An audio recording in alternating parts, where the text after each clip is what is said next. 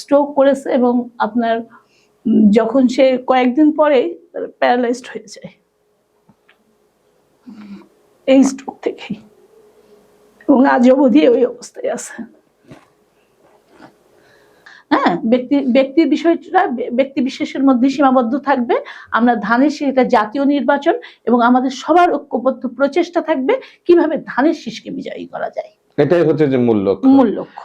একটা প্রশ্ন জনতা আসলে করে, সেটা হচ্ছে যে এই যে জাতীয়তাবাদী দলের আদর্শকে প্রতিষ্ঠা করার জন্য দীর্ঘ 40 বছরের রাজনৈতিক ক্যারিয়ার আপনার, এই রাজনৈতিক ক্যারিয়ারে আসলে এমন কোন স্মৃতি আছে যা আপনাকে এখনো তাড়া করে?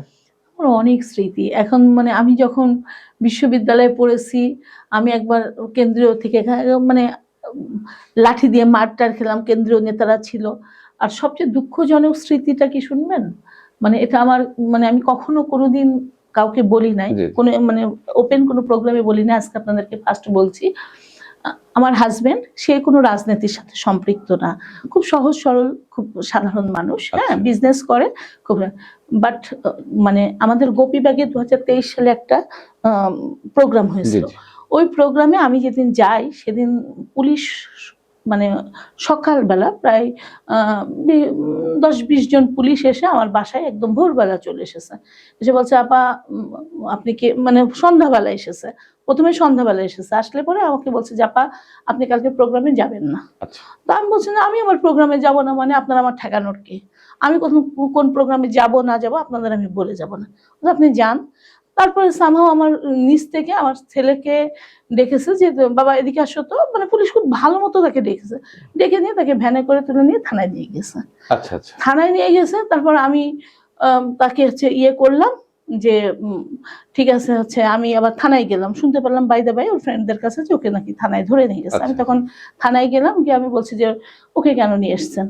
তো বলছে যে ওকে কেন নিয়ে এসেছে, মিথ্যা মিথ্যা অনেক এলিগেশন তার বিরুদ্ধে আনলো। তো আমি বলছি যে আপনি ওকে ছেড়ে দেন। তো বলছে আপনি কালকে, মানে আমাকে ইয়ে বললো যে আপনি কালকে প্রোগ্রামে যাবেন না।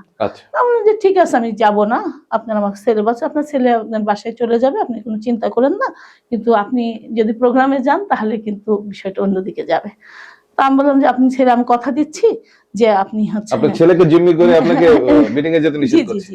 তো আমি বলছি আমি কথা দিচ্ছি যে আমি আমার ছেলেকে আপনি ফেরত দেন, আমি যাব না প্রোগ্রামে। পরে আমি আমার ছেলেকে বাসায় নিয়ে এসেছি। বাসায় নিয়ে আসে আমারও খুব জিদ, আমাকে তো আমি ওরা কি করবে, কি করতে পারে, এত অন্যায়, আমি ওদের কোনো অন্যায় মানবো না। আমি সেই কারণে আমি কোনো কথা না শুনে বলছি যে বাবা তুমি একটু সরে থাকো, আমি যাব বলে আমি একদম রেডি হয়ে মোটামুটি বের হব। একদম 20 জন পুলিশ এসে একদম মানে ধামাক আমার বাসায় এসে এই চল ধাক্কা ধুক্কি মেরে একদম সব ইয়ে করছে। বাচ্চা খুব বিধিখিস্ত অবস্থা। এই অবস্থা যখন দেখে, আমার হাজবেন্ড খুব নরম মনের মানুষ, হ্যাঁ, ও কোনো রাজনীতির সাথে সম্পৃক্ত না, ও দেখে না স্ট্রোক করেছে, এই ফার্স্ট তার স্ট্রোক।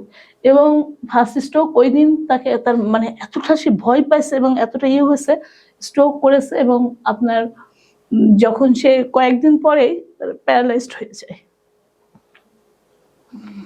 এই স্ট্রোক থেকেই, এবং আজ অবধি ওই অবস্থায় আছে।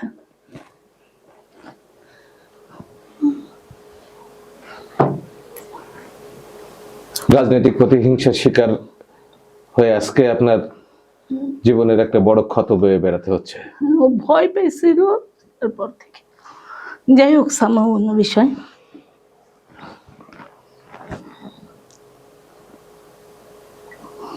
আসলে এই প্রতিহিংসার রাজনীতি থেকে আসলে বের হয়ে আসা উচিত। আমাদের যে পলিটিক্যাল কালচার হয়ে গেছে, যখন যে দল ক্ষমতায় যায় আর যে দল বিরোধী দলে থাকে তাদেরকে দমন পীড়ন করা, এখান থেকে আসলে কিভাবে বের হয়ে আসা যায় আপনার কাছে বলুন? আমি না আসলে আমি গণতন্ত্রে বিশ্বাসী, আমি জাতীয়তাবাদী আদর্শে বিশ্বাসী এবং আমি দল করেছি। আমার আসলে আপনাকে বললাম যে ছোটবেলার ভালোবাসা থেকে দলের সাথে সম্পৃক্ত। অনেকে আমাকে বলে যে তুমি এত প্রতিকূল অবস্থার মধ্যে দল করতে চাও কেন, দল করে তুমি কি পাবা? কিন্তু আমার কথা হচ্ছে একটাই, আমি দল করে কিছু পেতে চাই না, কিন্তু আমার যে ভালোবাসাটা আমার বাবা যে আদর্শটা আমার মধ্যে ঢুকে দিয়েছে, সেটা হচ্ছে আজকে দীর্ঘদিন ধরে এই আদর্শটাকে আমি ক্যারি করছি। এবং এইটা আমি দলের বাইরে আমি কখনো কোনো কিছু চিন্তাই করতে পারি না। মানে আমি আমার এমনও হয়, আমি যখন কোনো বাসায় থাকি, ধরেন আমি কোনো কিছু না, আমি এই বিশেষ করে এই ১৭ বছর রাস্তাতে একটা মিছিল যাচ্ছে, আমি ৭ বার উকিল দিই আরকি। আমার বাসার উপর থেকে আমি দেখি যে মিছিলটা কি বিএনপির? বিএনপির মিছিল যদি হয় আমি একটু দেখে আসবো কারা করছে। মানে আমার মন প্রাণ জুড়ে আমি সারা জীবন দলের জন্য, মানে এত অন্ধভক্ত বলে না, আমি আসলে সেই ধরনের একজন মানুষ। এজন্য আমাকে অনেক ত্যাগ স্বীকার করতে হয়েছে। আমার অন্য কিছুতে আমার কোনো আঘাত লাগে না, কিন্তু আমার হাসব্যান্ডটা অসুস্থ, এটা আমার জন্য খুব কষ্টদায়ক একটা বিষয় যে আমার জন্য ওর এই ক্ষতিটা হয়ে গেল। আমি যদি রাজনীতি না করতাম হয়তো ও এই পজিশনে যেত না, বা ও আজকে ওই অবস্থাটা হতো না।